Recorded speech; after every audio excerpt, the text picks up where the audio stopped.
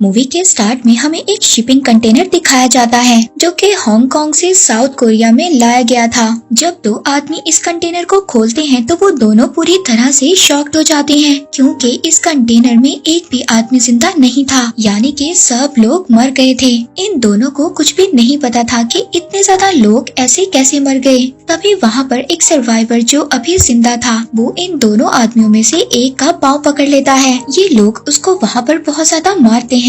इन दोनों आदमियों में से एक आदमी कहता है कि इसको मार देते हैं, मगर उसका दूसरा साथी इस बात के लिए तैयार नहीं था। वो उस सर्वाइवर को अपने ट्रक में बिठा लेते हैं और उसकी मदद करने के लिए उसको शहर की तरफ ले जाते हैं। वो लोग जब शहर में आ जाते हैं तो उनमें से एक आदमी ट्रक को रोक कर कुछ चीजें लेने जाता है। तभी वो सर्वाइवर इस बात का मौका उठाता है और वो उस ट्रक से भाग जाता है। जब वो आदमी जिसका ट्रक था वो चीजें लेकर आता है तो वो उस सर्वाइवर को ढूंढता है, मगर वो उसको कहीं पर भी नहीं मिलता। वो उसको काफी ज्यादा ढूंढने की कोशिश करता है मगर वो सर्वाइवर उसको नहीं मिलता। तभी हम देखते हैं जो दूसरा आदमी यानी कि जो इसका भाई था उसकी तबीयत खराब होने लगी थी और वो अपने ट्रीटमेंट के लिए मेडिसिन लेने के लिए एक मेडिकल स्टोर में जाता है। उसको देखने से ऐसा लग रहा था कि उसको किसी वायरस ने जकड़ लिया है और वो वायरस आहिस्ता आहिस्ता लोगों में फैलता जा रहा है। इसके बाद हमें एक हादसे का सीन दिखाया जाता है। यहाँ पर हम देखते हैं कि एक गाड़ी जो खाई में गिर गई थी उसमें एक लेडी फंसी हुई थी। ये लेडी एक डॉक्टर थी और इस लेडी का नाम डॉक्टर किम था।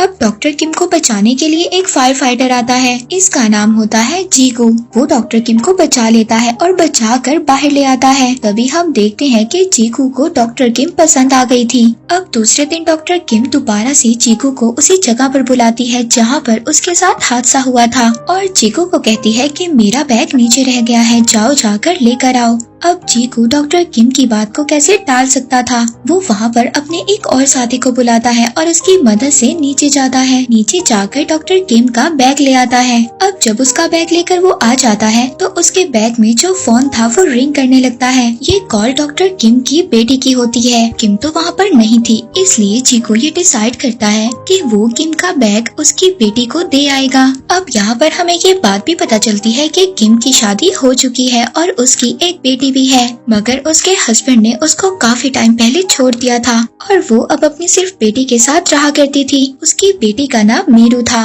जीकू जब मीरू से मिलता है पहले तो वो उससे बात नहीं करती, मगर जब जीकू उसको थोड़ा सा अच्छा लगता है तो वो अपनी मदर का बैग उससे ले लेती है। अब जीकू अपनी कार में वापस जा रहा होता है। तभी हम देखते हैं कि जीकू के पास जो बस जा रही थी उसमें एक आदमी बहुत जोर जोर से खांस रहा था। इसका मतलब ये है कि ये वायरस अब आहिस्ता आहिस्ता फैल रहा था। दूसरी तरफ जब किम की बेटी घर वापस आ जाती है तो वो अपनी मदर को उनका बैग देती है। वो देखकर बहुत ज्यादा खुश होती है और पूछती है कि ये तुम्हें कहाँ से मिला। तभी वो बताती है कि मुझे चीकू नाम के एक अंकल ने ये बैग दिया है। किम इस बात को समझ गई थी कि ये वही फायर फाइटर है और वो दिल ही दिल में उसका शुक्रिया अदा करती है। अब किम और उसकी बेटी दोनों मिलकर एंजॉय कर रही होती हैं। तभी किम को हॉस्पिटल से कॉल आती है कि एक बहुत बड़ी इमरजेंसी है, एक अजीब सा केस है, जल्दी से हॉस्पिटल आ जाएं। अब किम अपना फर्ज निभाने के लिए हॉस्पिटल चली जाती है। वो रास्ते में अपनी मदर को भी कॉल करती है कि आप मीरू के पास चली जाएं, वो घर में अकेली है।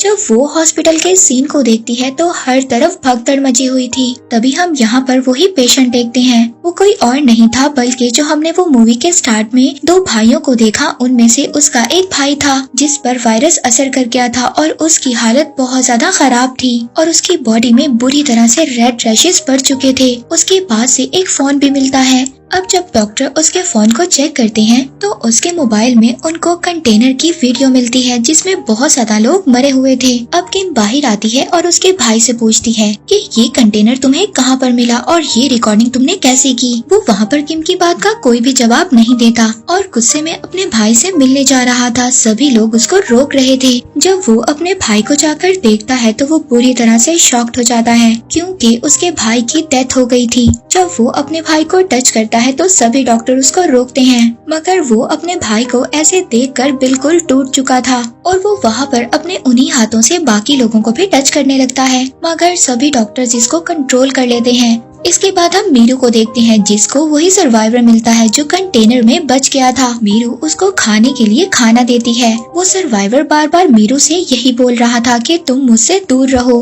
लेकिन मीरू उस सर्वाइवर को बार बार अपना नाम बता रही थी और उसके पास जा रही थी। तभी वो सर्वाइवर वहाँ पर जोर जोर से खांसने लगता है।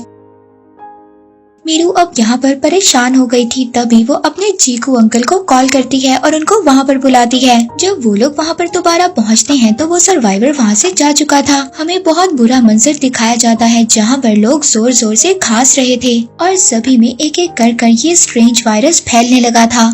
अब डॉक्टर्स और पुलिस मिलकर उस कंटेनर को ढूंढ लेते हैं। जब वो उस कंटेनर को देखते हैं तो उसमें काफी ज्यादा लोगों की लाशें थी। वो वहाँ पर उस एरिया को सैनिटाइज करते हैं और उसके बाद उस कंटेनर को जला देते हैं ताकि ये वायरस यहीं पर खत्म हो जाए।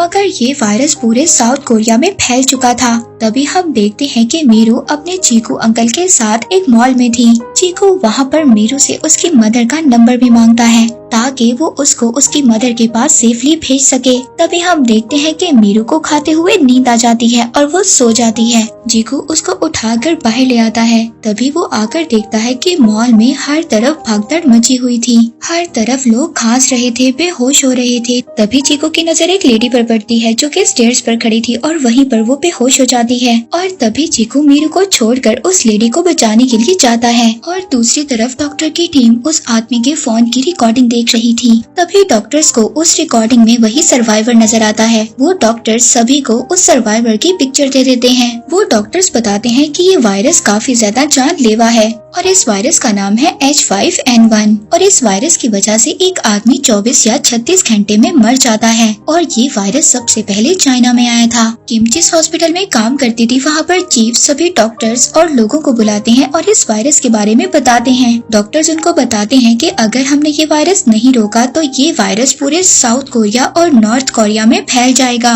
लेकिन वहाँ के चीफ शहर को बंद करना नहीं चाहते थे। तभी वो लोग विंडो से देखते हैं कि एक पेट्रोल पंप पर बहुत बड़ा धमाका होता है, जिसकी वजह से सभी गाड़ियां आपस में टकराने लगती हैं। तभी लोग गाड़ियों से बाहर आकर बेहोश होने लगते हैं। तभी वहाँ की गवर्नमेंट ये डिसाइड करती है कि ये पूरे सिटी को इवैक्यूएट कर देंगे और ये सबको इस जगह से कहीं दूर ले जाएंगे। अब सब लोग यहाँ से चले जाते हैं, मगर डॉक्टर किम यहाँ से नहीं जाती क्योंकि उसकी बेटी उसके साथ नहीं थी और अब बस एक लास्ट फ्लाइट ही बची हुई थी। तभी वो अपनी बेटी को कॉल करती है और उसका फोन चीकू उठाता है। वो उसको वहाँ पर मॉल के हालात बताता है। वो उसको बताता है कि सभी लोग बुरी तरह से खांस रहे हैं और बेहोश हो रहे हैं। किम उसकी ये बात सुनकर मॉल पहुंचती है। जब वो मॉल जाती है तो वहाँ पर गवर्नमेंट ने लॉकडाउन लगा दिया था, इसलिए हर तरफ अफरा तफरी थी। लोग खाने पर टूट रहे थे। ऐसा लग रहा था कि बस दुनिया खत्म होने वाली है। अब यहाँ पर चीकू मीरू को ढूंढ रहा था। पहले तो वो उसको नहीं मिलती, मगर बहुत ज्यादा ढूंढने के बाद वो उसको मिल जाती है। तभी वहाँ पर मिलिट्री आ जाती है और वो सब लोगों को मॉल के अंदर रहने का कहती है। किसी को भी बाहर आने की इजाजत नहीं होती। और तभी मॉल का शटर बंद कर दिया जाता है क्योंकि हर चीज को लॉक किया जा रहा था ताकि ये वायरस कहीं और ना फैल सके।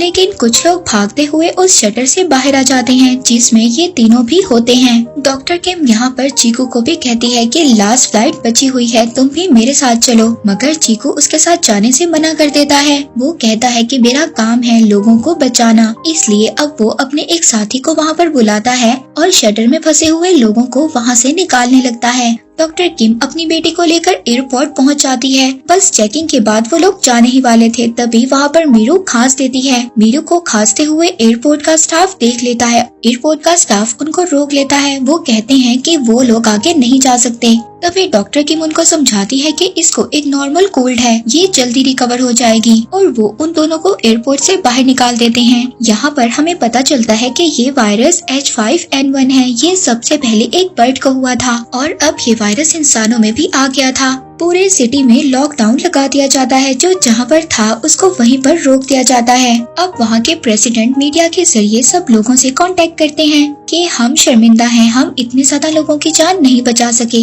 मगर अब जितने भी लोग बच गए हैं हम पूरी कोशिश करेंगे उन लोगों को बचाने की। अब इसके बाद वहाँ पर मेयर के साथ सब लोगों की मीटिंग होती है। वो इन सबको कहते हैं कि हमें एक बड़ा सा कैंप लगाकर सब लोगों को वहाँ पर रखना चाहिए। लेकिन वहाँ पर सीनियर डॉक्टर उनसे कहते हैं कि अगर हमने ऐसा किया तो जो लोग इन्फेक्टेड नहीं है वो भी इन्फेक्टेड हो जाएंगे और जिन लोगों को वायरस नहीं है वो लोग भी मुसीबत में आ जाएंगे। अब वो लोग कोई भी डॉक्टर की बात तो नहीं सुनता, सभी मेयर की बात को सुन लेते हैं क्योंकि हमें पता है कि गवर्नमेंट के पास एक अलग ही पावर होती है। गवर्नमेंट पब्लिक में अनाउंस करती है कि साउथ कोरिया में एक वायरस फैल गया है और हमें सब लोगों को एक कैंप में रखना होगा। अब ये न्यूज आने के बाद हर जगह पर मिलिट्री फैल जाती है। अब सब लोगों को घरों से निकाला जा रहा था और उस कैंप में रखा जा रहा था। हम देखते हैं कि WHO के हेड और साउथ कोरिया के प्रेसिडेंट दोनों मीटिंग करते हैं। डॉक्टर प्रेसिडेंट को मीटिंग में बताते हैं कि हम जो कर रहे हैं वो बिल्कुल गलत है, ऐसे तो और लोगों को भी वायरस लग जाएगा। लेकिन वहाँ पर वाइस प्रेसिडेंट डॉक्टर की कोई भी बात मानने को तैयार नहीं थे। प्रेसिडेंट डॉक्टर से कहते हैं कि हमने तुम्हारा अप्रूवल नहीं मांगा, हमें सिर्फ इतना बताओ कि आगे इस वायरस को कैसे रोका जा सकता है। डॉक्टर्स प्रेसिडेंट को कहते हैं कि हमें एक PCR टेस्ट लेना होगा जिनकी रिपोर्ट्स 48 घंटों में आएगी और जो लोग ठीक होंगे उनको अलग कर दिया जाएगा और उन लोगों को 48 घंटे तक उसी कैंप में रखना होगा। इसी बीच डॉक्टर किम अपनी बेटी मीरू को देखती है जो अब वो भी इन्फेक्टेड हो गई थी, लेकिन डॉक्टर किम किसी को भी नहीं बताती। तभी वहाँ पर जीकू को भी ये बात पता चल जाती है। वो डॉक्टर किम से कहता है कि तुम्हें अपनी बेटी को अलग कर देना चाहिए, अगर तुमने ऐसा नहीं किया तो बाकी लोग भी इन्फेक्टेड हो जाएंगे। लेकिन किम इसकी बात को नहीं मानती। वो कहती है कि मैं इसको लोगों से अलग रखूंगी, हमेशा मास्क पहना कर रखूंगी। फिर अगले दिन सुबह हम सिटी को देखते हैं जहाँ पर हर चीज रुक गई थी। अब मिलिट्री वालों को भी वो सर्वाइवर मिल गया था और वो अब उसके लिए एक अलग कैंप बनाते हैं। और तभी गवर्नमेंट ये डिसाइड करती है कि उस कैंप में से जो गवर्नमेंट ने बनाया था वहाँ पर से कोई भी आदमी बाहर नहीं जाना चाहिए। अगर ऐसा हुआ तो बाकी कंट्रीज में भी ये वायरस फैल सकता है। मीरू की भी हालत बहुत ज्यादा उस वायरस की वजह से खराब हो रही थी। वो बार बार बेहोश हो रही थी और उसकी बॉडी पर भी रेड से रैशेस आ गए थे। डॉक्टर किम अपनी बेटी को बचाने की बहुत ज्यादा कोशिश करती है। वो बार बार गॉड से प्रेयर भी कर रही थी, मगर अभी तक इस वायरस की कोई भी वैक्सीन नहीं बनी थी। वहाँ पर उसी सर्वाइवर का भी डॉक्टर टेस्ट कर रहे थे। तभी डॉक्टर्स की टीम किम के पास आती है और उसको भी वो अपनी टीम में शामिल होने का कहती हैं, क्योंकि डॉक्टर किम एक स्पेशलिस्ट थी। अब सब डॉक्टर्स जब उस सर्वाइवर का टेस्ट करते हैं तो उनको पता चलता है कि वायरस होने के बावजूद उस सर्वाइवर को कुछ भी नहीं हुआ और वो बिल्कुल ठीक हो गया और वो इस वायरस से अब बिल्कुल रिकवर हो गया है। इसका मतलब ये था कि उस सर्वाइवर के ब्लड से वैक्सीन को बनाया जा सकता था।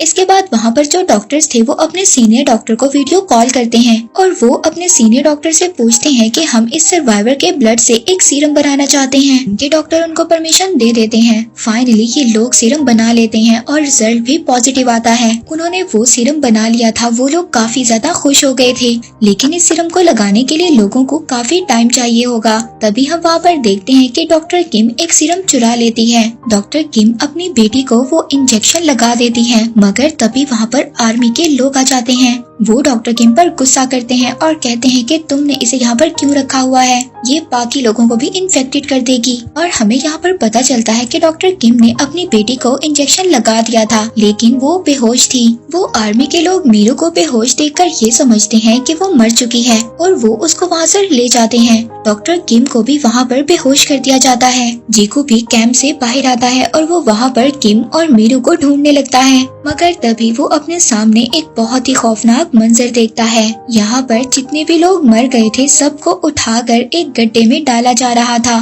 ताकि सब लोगों को जलाया जा सके जो मर चुके थे, ताकि इस वायरस वाली डेड बॉडीज को खत्म किया जा सके। तभी चीकू वहाँ पर भागता है और मीरू की डेड बॉडी को ढूंढने लगता है, लेकिन मीरू उसको वहाँ पर कहीं नहीं मिलती। वो जोर जोर से उसका नाम लेकर बुलाता है। तभी वहाँ पर उसको एक बॉडी नजर आती है जो कि मीरू की थी। वो उसको उठाता है और गले लगा लेता है। तभी उसको पता चलता है कि मीरू अभी भी जिंदा है। दूसरी तरफ किम को भी होश आ गया था और वो भी अपनी बेटी को ढूंढ रही थी, लेकिन वो उसको कहीं पर भी नहीं मिलती। इसके बाद हम यहाँ पर एक बहुत ही इमोशनल सीन देखते हैं। हम एक सोल्जर को देखते हैं जो अपनी मदर को ढूंढ रहा था। तभी उसको उसकी मदर मिल जाती हैं, लेकिन उसको पता चलता है कि उसकी मदर भी इन्फेक्टेड हो चुकी हैं। उस सोल्जर को अभी तक ये पता था कि इस वायरस की कोई भी वैक्सीन नहीं बनी है। वो सोल्जर अपनी मदर के गले लग जाता है क्योंकि उसकी मदर मरने वाली थी, मगर तभी कुछ लोग उस सोल्जर को उसकी मदर से अलग कर देते हैं और उसको मारने लगते हैं। उस सोल्जर की मदर सबसे कहती है कि मेरे बेटे को मत मारो, उसकी कोई गलती नहीं है। तभी दूसरी तरफ हम चीकू को देखते हैं जो मीरू को लेकर भाग रहा था। तभी वहाँ पर एक आर्मी वाला उसको भागते हुए देख लेता है और उस पर फायरिंग करता है, मगर तभी बहुत ज्यादा लोग आर्मी वालों पर अटैक कर देते हैं और उनको मारने लगते हैं। तभी किम को ये बात याद आती है कि उसकी बेटी के पास एक वॉकी टॉकी है और वो अब उस वॉकी टॉकी से बार बार अपनी बेटी को मैसेज दे रही थी। तभी ये मैसेज चीकू रिसीव करता है और वो किम से कहता है कि उसकी बेटी उसके पास है और वो बिल्कुल ठीक है। हम लोग देखते हैं कि उस सर्वाइवर को एक वैन में बिठाकर कहीं और शिफ्ट किया जा रहा था। तभी उनकी वैन पर बहुत सारे लोग अटैक कर देते हैं। उस वैन में डॉक्टर किम भी साथ थी। वो उस सर्वाइवर को वैन से बाहर निकाल लेते हैं और उसको चाकू से मारने लगते हैं। उन लोगों को ये लग रहा था कि इस आदमी की वजह से उनके अपनों की जान गई है। तभी हम देखते हैं कि डॉक्टर उसको बचा लेते हैं और वहाँ से चले जाते हैं। तभी हम बाहर का सीन देखते हैं जहाँ पर लाखों की तादाद में लोग थे और सबके हाथों में अजीब किस्म के हथियार थे। और अब हमें पता चलता है कि वो सर्वाइवर भी मर गया था। वो अकेला था जिसके ब्लड से वैक्सीन बनाई जा सकती थी। तभी वहाँ पर हाईवे के दरमियान में जो लोग थे, आर्मी वाले उन पर फायर कर रहे थे और उन लोगों को मार रहे थे। जब ये चीज प्रेसिडेंट देखते हैं तो बहुत ज्यादा गुस्सा होते हैं। वो वहाँ पर सबसे कहते हैं कि ये काम करने का ऑर्डर किसने दिया। तभी वाइस प्रेसिडेंट कहते हैं कि ये ऑर्डर मैंने दिया है, हमें लोगों की जान बचानी है। अगर हमने ऐसा नहीं किया तो पूरा कोरिया सिटी तबाह हो जाएगा। डॉक्टर किम प्रेसिडेंट से वीडियो कॉल करती है और उनको बताती है कि मेरी बेटी मीरू भी अब रिकवर हो गई है और उसके ब्लड से भी वैक्सीन बनाई जा सकती है। ये बात डॉक्टर किम की प्रेसिडेंट मान जाते हैं और उनकी बेटी को क्वारंटाइन से निकालने का ऑर्डर दे देते हैं। लेकिन वहाँ पर अमेरिकन प्रेसिडेंट और WHO के लोग प्रेसिडेंट के ऑर्डर को नहीं मानते। वो इनके ऑर्डर को कैंसिल कर देते हैं। वो कहते हैं कि अगर एक भी आदमी क्वारंटाइन से बाहर आया तो उन पर हम मिसाइल छोड़ देंगे, उनको मार देंगे। कोई भी प्रेसिडेंट की बात नहीं मान रहा था। तभी हम देखते हैं कि बहुत ज्यादा लोगों में मीरू आगे आ जाती है और उसकी मदर किम उसको देख लेती है। वो दोनों एक दूसरे से मिलने के लिए भागने लगती हैं। तभी आर्मी वाले उनको फायर करना स्टार्ट कर देते हैं और एक गोली आकर किम के बाजू पर लग जाती है। वहाँ पर चीकू भी आ जाता है। वो किम को पकड़ लेता है। तभी अपनी मदर के सामने मीरू आ जाती है। वो अपनी मदर के आगे आकर खड़ी हो जाती है और कहती है कि प्लीज मेरी मदर को गोली मत मारो, और बार बार यही कह रही थी कि प्लीज मेरी मदर को गोली मत मारो। और ये काफी ज्यादा इमोशनल सीन था। तभी वहाँ पर जब सब लोग देखते हैं कि एक बच्ची जो सबको बचाने की कोशिश कर रही है, वो सब लोग उसके आगे आकर खड़े हो जाते हैं। अब जब प्रेसिडेंट ये सब बातें देख रहे थे तो वो सभी ऑर्डर्स को कैंसिल कर देते हैं, क्योंकि अब आर्मी उनके कंट्रोल में थी, ना कि अमेरिका के कंट्रोल में। तभी वहाँ पर ये अनाउंस किया जाता है कि हम लोग जल्दी सीरम बना लेंगे, हम लोग आप लोगों को सभी फैसिलिटीज देंगे। ये सुनकर सभी लोग बहुत ज्यादा खुश हो जाते हैं। तभी हम देखते हैं कि मीरू को डॉक्टर्स एक एम्बुलेंस में ले जाते हैं ताकि उसके ब्लड से सीरम बनाया जा सके। जाते जाते जीगू मीरू को ये कहता है कि अगर तुम बीमार लोगों की हेल्प करोगी तो गॉड तुम्हारी हेल्प करेंगे। और फिर वो चली जाती है और फिर इसके बाद कुछ दिन बाद सब कुछ ठीक हो जाता है। लास्ट सीन में हम किम को देखते हैं जो अपनी बेटी के साथ चीकू के साथ वेकेशंस पर जाती है। और इसी के साथ ये मूवी यहीं पर एंड हो जाती है।